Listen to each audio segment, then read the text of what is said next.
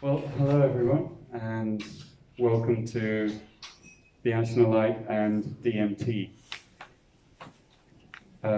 My name's Guy Harriman, and I live in Thailand. I brought my Ajna Light here, and it's an induction into the inner journey, your inner world. So what I'd like to do first is just give us all a minute to come together, so that there's some words that are meant to come through, and those words are invited in by you just as much as me. And so let's just take a minute to be quiet. Maybe you can close your eyes and imagine that you're going into the center of your heart. And when you're in the center of your heart, you see how quiet it is there. It's a very still experience.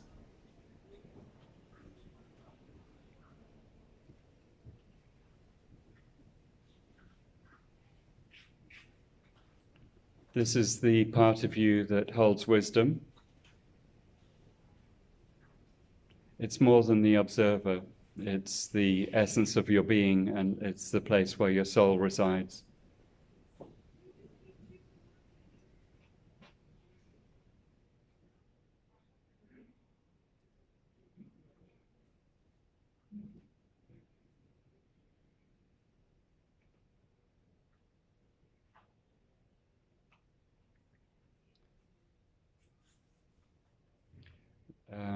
In my experience, in my inner vision, I'm seeing some beautiful flowers, and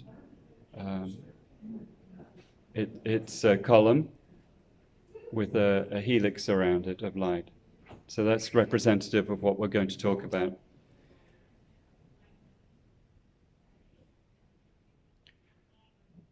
And I'll pursue that just for a minute.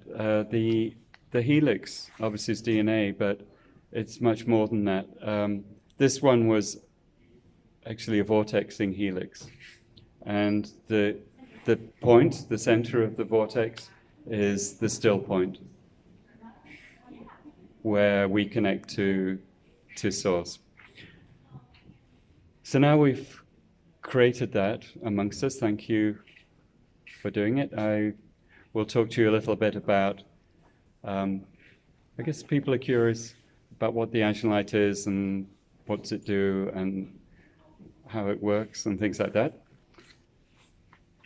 So I'll give you a tiny little sliver of my life coming to this room, ignoring the bit when I was born, because I think most of us went through that experience. But I grew up in England after being born, and then my parents were both doctors. So my mother was a psychiatrist, a Jungian psychiatrist, and my father was a neuropathologist. And he was a big researcher working in muscular dystrophy. He published many papers, and he was a lecturer at the university. And so it was sort of the expected thing that I went to medical school, which I did. I was 18. And my early memories are going into my father's lab and seeing brains in formaldehyde. I was like 3 years old and all that kind of stuff. And he had an electron microscope, so that used to be cool to go and look inside the depths of nature. But it was always dead in a vacuum. Something happened, which is a couple of things happened actually. I was working as, in England it's called theatre porter, but a theatre orderly, in the vacations. And so I really saw how it was to be in the medical system, the reality of it. And a strong memory I have, here I am, like 18 years old. I'm taking patients down to theatre for major operations. The nurses are far too busy because they got 1 million people to do it. In England, you have the National Health Service. So this is in the early 70s. There were beds in the middle of the wards. They're just like totally overloaded. And so I would be the one holding the patient's hand and saying, it's fine, you didn't get your pre-med, that's only to relax you, don't worry, you're going to come out okay. And, you know, just be present for the patient. And in medicine in England, you don't have a pre-med thing. You basically, you learn all your stuff from the age of 16 onwards, so you specialize into science or arts at that age. And so the first year is like a stress test to see who's going to be the most manipulable to turn into a drug dealer working for the pharmaceuticals. And I failed. I decided, no, why am I doing this? But I'd been reading Aldous Huxley, like many people who want to know what life's really about. And in Leeds University in that time, there was a lot, it was the beginning of the whole psychedelic drug scene. And so people would be selling LSD on blotting paper. And most of it was garbage, like total garbage. Like, you try it and there'd be nothing happening. But this one time, it happened. So I had my major trip and I realized, oh, it's so funny because monsters were coming out of doors and things like that. And to me, it's like, oh, okay, this is a phenomenon. But 24 hours later, you know, how am I coming out of this? And my father showed up with my sister. So I was pretending to be normal. Well, all these monsters were coming out. And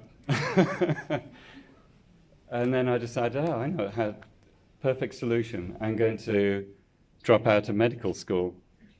And the dean was really, really angry because like that was letting, you know, the profession down. And he said, you'll never get back into medicine. I'm thinking, cool. But actually what's happened is I've gone from medicine into wellness. And I did it through electronics. I used to build music synthesizers and analog ones. It was a lot of fun, you know, making weird sounds when it was all new. And I remember building a sequencer that was like totally different. It was like 3 channels of voltages coming out simultaneously, and it could go backwards and forwards and jump around. And so then I thought, well, if I'm doing this, I'll get a degree in electronics. And I went to Manchester University, did that. And I was offered a normal job in a sensible company as a programmer at a company called Logico, which is like a big company in the UK. And then, but a startup occurred doing parallel processing in the same year. So being who I am, I decided to go to the totally risky one. And it was the biggest investment in technology the UK made. But we were not sure if we would get, you know, our second funding. It turned out to be an amazing project. Actually, I felt really blessed to be part of it. I think some people here are technical, so I'll tell you. We could do a context switch in 25 clock ticks. And I wrote all the microcode, so I could switch from one process to another in 25 clock ticks. And we could do massively parallel systems. We were at SIGGRAPH in '85 with 400 transmuters flying through Mandelbrot sets and doing all that kind of stuff. And so it ended up that Pixar used it. They built a Sun workstation board with 16 transmuters on, and that meant that they were able to render Tin Toy in 3 months instead of 3 years with the silicon graphics stuff. So then I got introduced to Steve Jobs, and I got LSI to pay for me to come out here for an interview. And I might as well tell you because it's pretty funny. The most intense interview you could have in your life was at Next. So basically everyone in the company interviewed you in groups of 11 people. And they're all on you. And so I started like 8 o'clock, said hello to Steve and everything, and then 11 o'clock he sticks his head around the door. Well, everyone seems to like you when you're starting. It's like, okay. So, but I came over here. I know it was for spiritual work as well. Everything. I met Kobe Sensei at the next company picnic that year, and we, spent 20 minutes connecting. It was really remarkable. And then, I sort of branched out into doing my inner work and the Silicon Valley work. I ended up I did 4 years at Next, and then obviously they got out of hardware. But at by that time I'd become a yoga teacher, and I've been doing yoga for, well, let's see, I started when I was 24, so like 10, 12 years at that point. And so one of my students his name is Sudhanshu Jain, and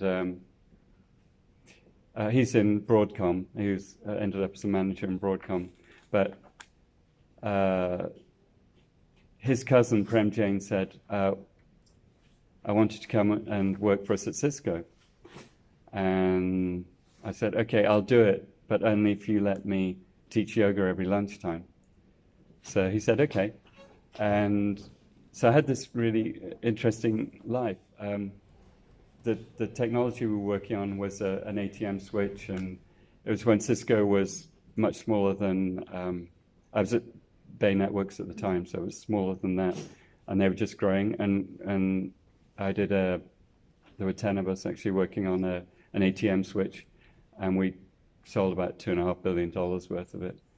But it was actually, the technology was very, very simple. So it's like the irony is you work on cool stuff and you get a reward that is like more of a spiritual gift, or the experience of something really powerful.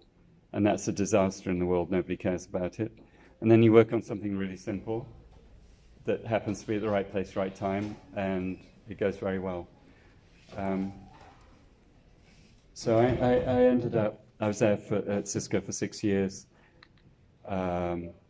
Last 3 years, though, Prem, at that point, Prem was number 2 in the engineering department management, and he ended up 14,000 people as it was growing. And so he said, go away, I can't look after you anymore. Even though I was writing my own reviews and all the rest of it. So I ended up working with a project that was in RTP. It was a network processor called Toaster. And so they were over there. I was doing all the silicon integration work here on my own, and then I was working with Toshiba in Japan. So the funniest thing was, I never went into the office once in 3 years. My cubicle in Building I was like an island. Everyone else was being reorged around it. And 3 years later, when I left the company, nothing had moved. So I already started going to Thailand. I went to learn Thai massage, and I was doing that in the Bay Area, worked at Yahoo and all that kind of stuff. So all of this leads me to the fact that I went to live in Thailand, retired 2002, and I had enough money just to do what I was meant to do. But I was told I had 7 years of inner work to do. At the end of the 7 years, the Ajna Light came.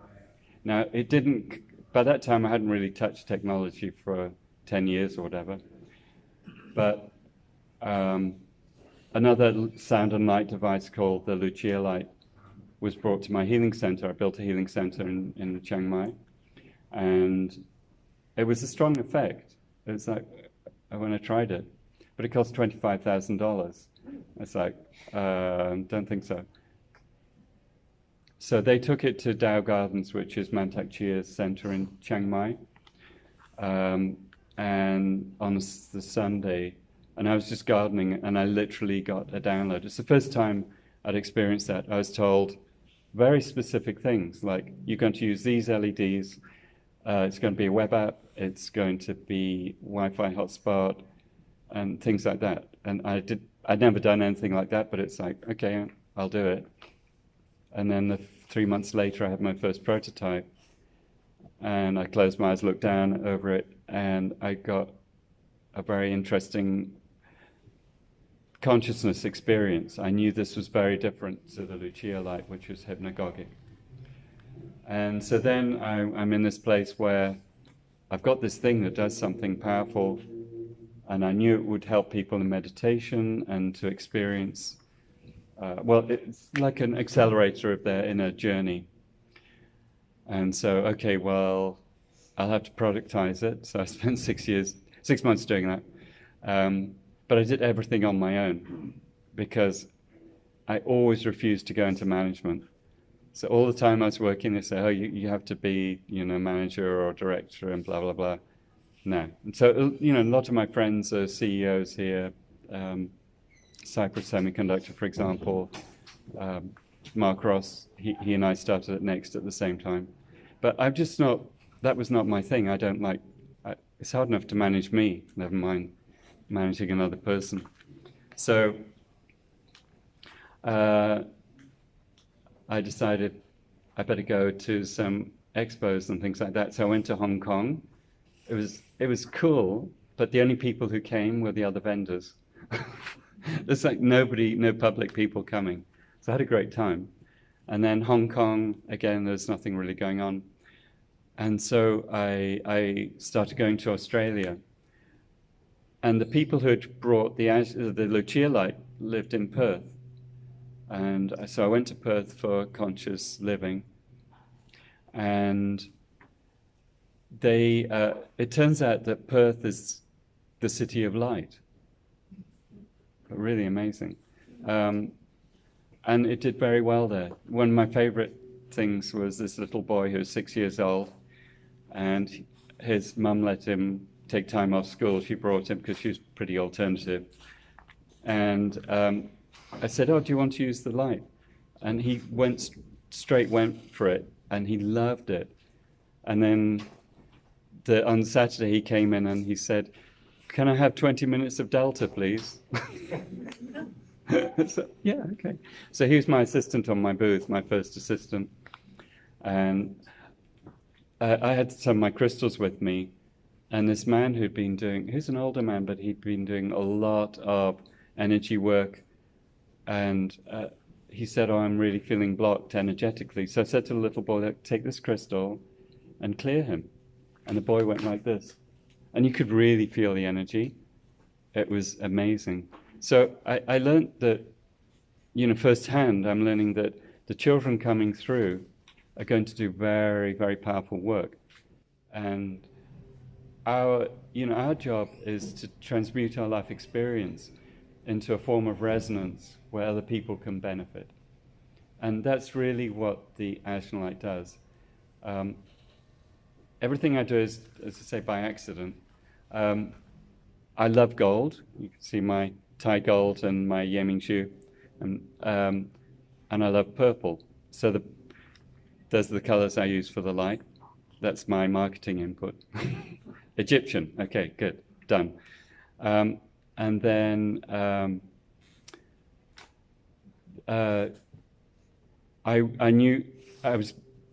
didn't see the box in my first download, so I just got an off-the-shelf aluminum box, and it was silver and ugly, and so I had it spray painted, and that didn't look good either.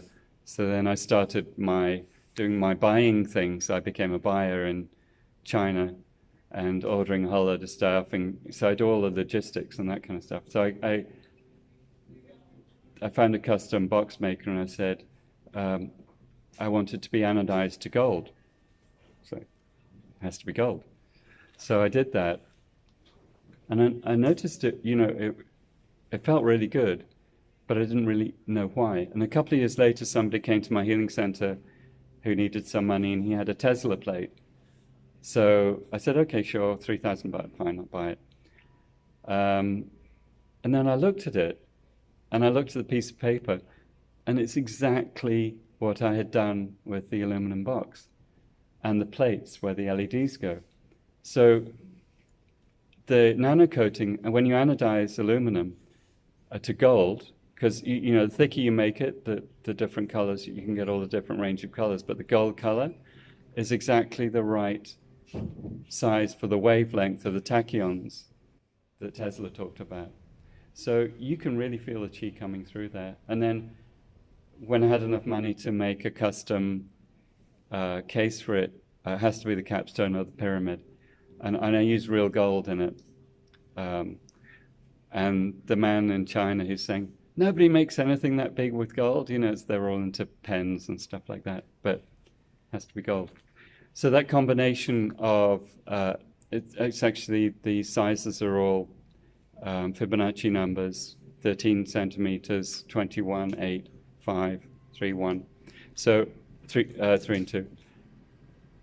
It concentrates chi. So just lying underneath the Ajna light with it switched off, if you're sensitive, you're in a field of consciousness. The vortex is coming through to you. And that's the key to how the Ajna light works. It's not a mechanical hypnagogic effect, which is like blink, blink, blink, brain follows that, and you know, you're sitting around the campfire and there's things going on, that kind of experience. That's nice and interesting. And that's what all the research was about for things like the Lucia light. And the doctors who I met who designed the Lucia light, they wanted a hypnagogic effect because they wanted to take people off medications, neurologists and a psychologist. So they did what was meant to happen for that kind of effect. And so people are often, you know, there's a lot of strobe lights and acid and stuff like that in the 60s, 70s, 80s, but it wasn't really done consciously. It was like, let's get an experience. It's a form of entertainment. But if you're going to transform who you are, you need to dial down to that center point in your heart, the still point where the soul lives. And I see the soul living in a tabernacle. Actually, I visualize it in my Qigong practice. Up until recently, it was like a Catholic tabernacle on the altar, because I was brought up in a Catholic family, so that was like, it had power, you know, it has Egyptian power. And what I did was I put silver inside, which is like the pyramid of the Ajna light. It's nickel plated inside and then gold on the outside. And the silver I'm using to make coherent the longitudinal wave of the consciousness of my soul. And then on the outside I have the gold. So the gold is to reflect back radiative energy.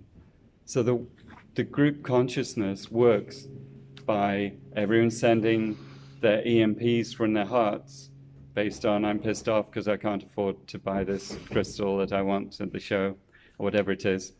They're sending that out.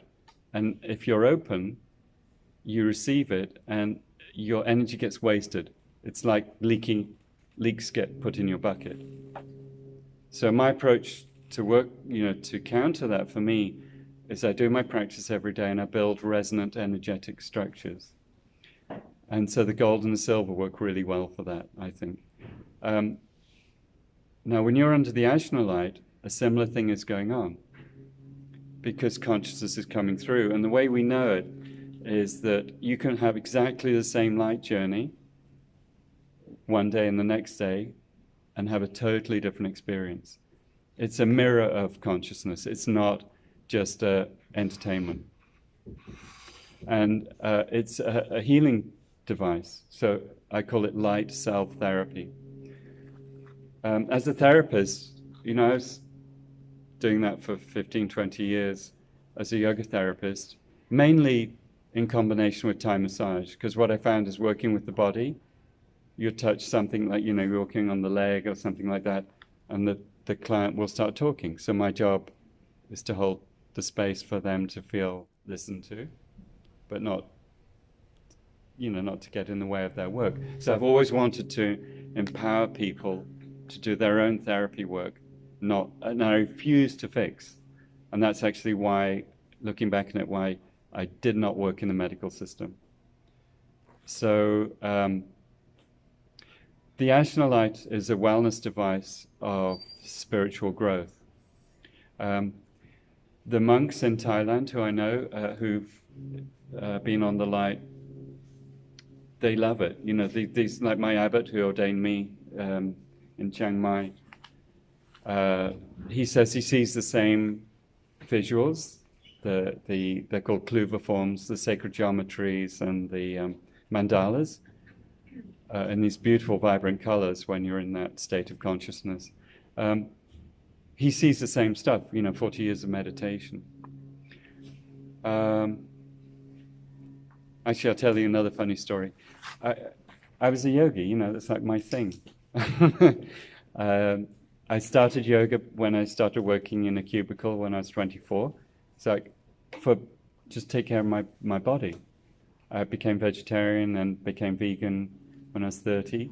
So now I've been vegan for 34 years. And I did all the stuff that my body wants. And so my center of my practice is around my body because the body speaks the truth. I don't do any, occasionally I do it, but I don't do seated meditation. So I'm the opposite of the whole Theravada Buddhist thing, which is body's just this piece of garbage you're carrying around. Who cares? Eat junk and die, but in the meantime sit still. That's not my way. It's just, I think the body's the beautiful vessel that's reflecting the truth of your practice. And the body's very forgiving. The more love you give your body, the more it gives back to you. And it's in the feeling you have of being at home in your body. That's the reflection. If you're doing things that are in harmony with you, you will cultivate that resonance. So, coming back to the Ajna Light, the Ajna Light accelerates this journey for people back into the heart of who they really are. And so the next question was, how does it work? What's going on? Because, like I said, I didn't do any research. And then this friend of mine said, Google melanopsin. So, what's melanopsin? When I was in medical school, back then, you're told about the rods and the cones, like you learn in biology. That's all there is. But in late 1990s, about 98, some Japanese researchers discovered ganglial cells in the retina that are evenly spaced. And these ganglial cells are used by mice and creatures like that to be able to see in low light. It's a contrast thing. And the ganglial cells go directly to the SCN, suprachiasmatic nucleus, where they influence the circadian rhythm. So that's how we know it's dark or light. And then it goes through the thalamocortical region of the brain. So that part of the brain is a switch that takes you from the inner experience to the outer experience. That literally changes your sensation from being what you're smelling on the outside to when you're dreaming, the smells or whatever kinesthetic experience you have in the dream state. So how is it that the light was doing the same thing? It was triggering melanopsin. There's the final part of the pathway, which is that the pineal tract of nerves from that thalamocortical region goes to the pineal. So we know the pineal in some way is the vestigial eye, the third eye is involved. And obviously that's why I call the light the Ajna Light, because it's working on the Ajna chakra, the pineal. So that gave me an idea, okay, this is neurophysiology, but that was just the very beginnings. And the question is, how do you get vision? How do you dream? Because you're getting a dreaming experience. The psychedelic experience is a dream experience. And the visual cortex is lit up with the imagery that you're clearing. First of all, you go through the glial cleansing, 11 to 1 gallbladder and liver time. You're cleansing the toxins from the brain as the glial cells shrink, and then the CSF, the cerebrospinal fluid, washes through and clears out all the gunk that you've developed in your brain during the day. So when you dream, after that period, then you're in the lung meridian. It's the metal element in Taoism. And you're clearing emotional and mental issues.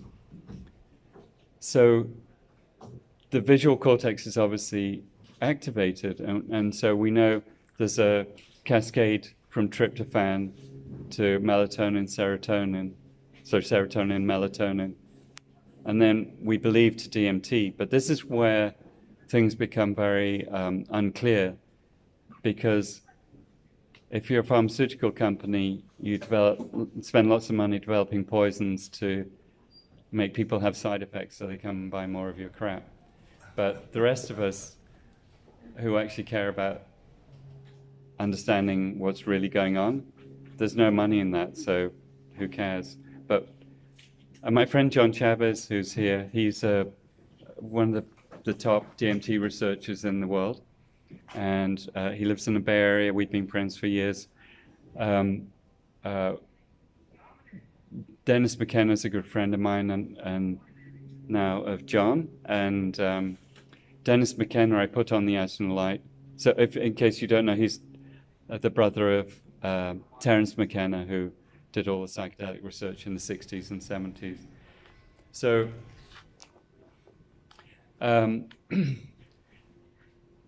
Dennis is into things like, you can do microdialysis and see if 1 part per billion of DMT occurs in the brain, in the blood. Stick needles in your brain, and it's like, no, thank you. But John's approach is very, very, very interesting. It's a lot of meta research based on disconnected studies that are done, but very few people in research look at the big picture. They're in their little specialty, and maybe they're looking at what happens to the pH of the blood during REM, because the pH changes differently, your breathing changes. So somehow there's a physiological effect that causes the visions. So you can go through, I mean, I do lucid dreaming, but you can go through and cleanse, if you like, the psychic damage of the emotions and interactions that you had, the karmic issues that you had during the day. So that's where we are right now. We don't really know the mechanisms, but John's come up with some new theories based on latest research, and he's going to talk astrocytes. And bring your books. Yeah. So John's website's called q4lt.com, Questions for the Lion Tamer. And he and I did this at Tyringham. So Tyringham was ESPD 50. It was the 50-year anniversary of Terence's talk in 1967 about psychedelics and their possibility for healing. ESPD, ethno, whatever. But anyway, Dennis really wanted to do the 50th anniversary of that, and he brought together some of the top researchers like John Hopkins' work. Ralph Metzner was there, who bought the mescaline for Aldous Huxley. I mean, just really, really stunning people. And so each of us had to do a talk. And so I was talking about the Ajna Light.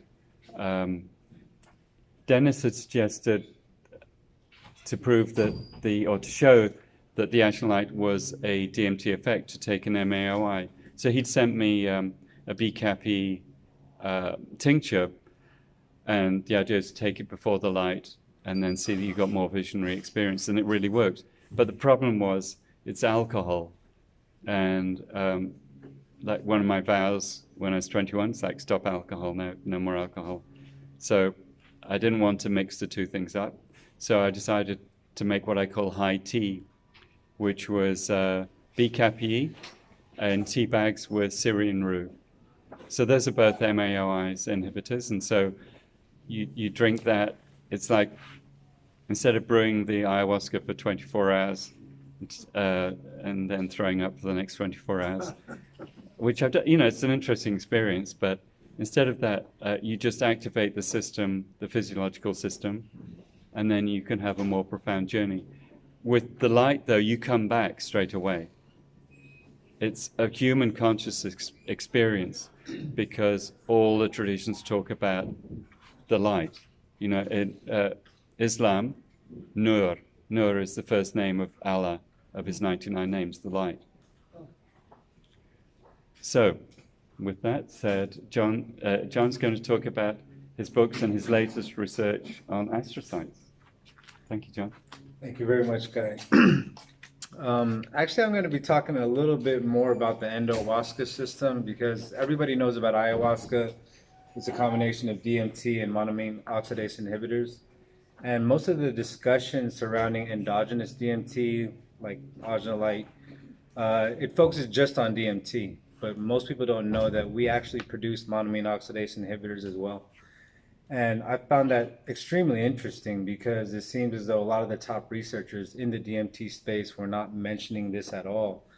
And I felt like if we want to have a comprehensive picture as to what's going on physiologically during these states, we have to know more than just the main chemical that we're looking at. We have to look at the levers that either push that chemical up or push that chemical down. And that's what got me looking into a very holistic perspective of these altered states, even from a chemical perspective. So I'm not a formal scientist. I'm just a general researcher after a mystical experience I had in 2013. I was completely atheist before, and I met God in one day, and it changed my life, and I had to figure out what happened. And I think a lot of you guys have the same questions, and I guess I titled my books Questions for the Lion Tamer, because I'm not making any statements. I just have a lot of questions, and I try to frame them in as grounded a perspective as possible.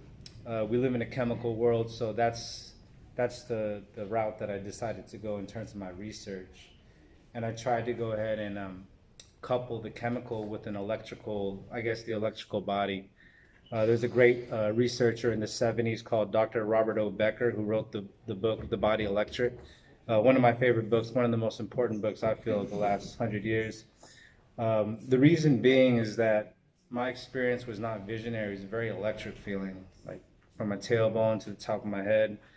Some of you might call it Kundalini awakening or whatnot. That doesn't really mean anything to me. Not that I'm disrespecting that. I didn't know what that was. I just knew that there was an electrical sensation that I'd never felt before. And I felt like a deep euphoria for 6 or 7 weeks, just connected with something greater than myself, something I was never aware of before. And the reason why I went down the DMT route is because most people aren't aware of the Rick Strassman study, in which he administered 4 levels of DMT to humans. So there was 2 sub-psychedelic levels and 2 psychedelic levels. Most people, when they talk about DMT, they're talking about aliens and seeing all sorts of crazy stuff. But for the sub-psychedelic levels, there was just a deep euphoria. It was even described by a patient that was in the trial as being similar to heroin.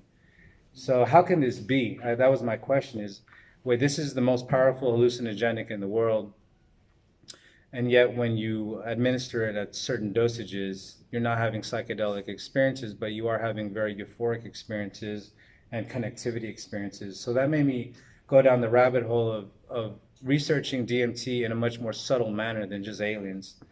It led me to believe that DMT can play a big role in our mood. And I feel that based on studying the mechanics of what DMT is about, 10 minutes, okay,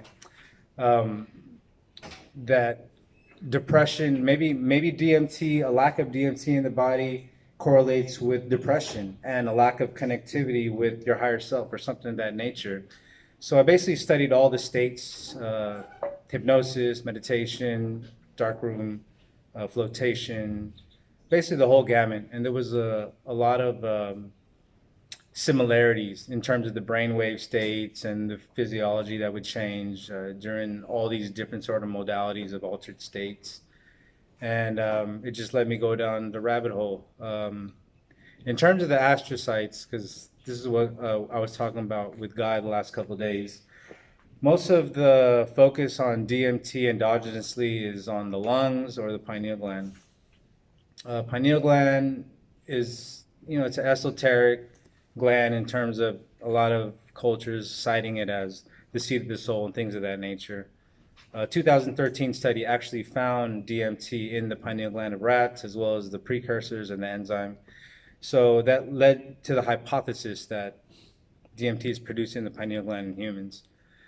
But going further, in terms of the lungs being a primary, I guess, producer of DMT, the only reason why that hypothesis exists is because the enzyme that creates DMT is found in extremely high concentrations in the lungs, which led me down the path of studying a different DMT in the body, because we're not aware that the body actually produces three types of DMTs. There's the regular N,N-dimethyltryptamine, the 5-MeO-DMT, and the bufotenine. And a 2005 study found that there was high levels of bufotenine in the stool. And the researchers from that study hypothesized that there was glandular cells throughout the GI tract that were actually producing that. And my research believes that the DMT in the gut is acting as a barrier. So just like we have the blood-brain barrier, we have a gut barrier. And we don't want to have permeability at those barriers, because then you have things that get through that are not supposed to. So let me to look at the similarities between the proposed cells in the gut compared to astrocytes in the brain. So the equivalent of astrocytes in the brain are enteric glial cells in the gut. So enteric glial cells in the gut propose to create bufotenine. I have a hypothesis that astrocytes in the brain actually produce DMT based on the same enzyme found in the lungs is likely found in the astrocytes, based on my conversation with some researchers. So going forward, there's a lot of work to do. I think the endogenous DMT endowaska conversation is extremely important for humanity. Just talking about this from a chemical level, we can make a lot of bridges with people that are in the hard sciences, because we live in a chemical world, so that's the language that we discuss.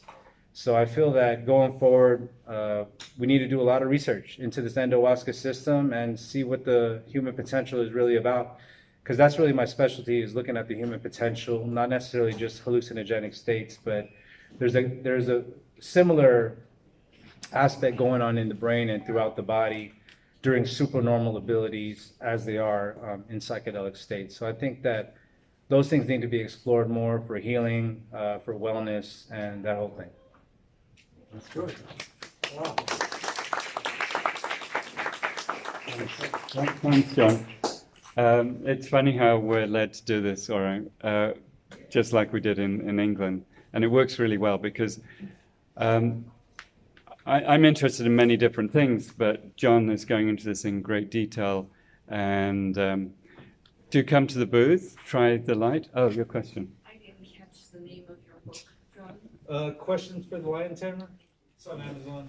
Yeah, and so you have the two versions, and the new one is the one with the astrocyte. And so John and I work together. John has the light, and he has a dry immersion float system, which is on our booth. And the other device, sorry? Oh, it's Ajna Light. It's 337. It's in aisle 3, about halfway down. And please come. We've had a lot of fun. I see Chris. I like to put people on the spot. Chris, come up. Chris lives in Japan, and we just had this whole long conversation about the trance scene there. And talk about maybe a little bit about your experience with psychedelics and how you see the way forward after doing the Ajna Light. Some of your interests. Hi everyone, I'm Chris. I have nothing prepared because obviously I've just been put on the spot. So I'll tell you a very, very quick story of mine.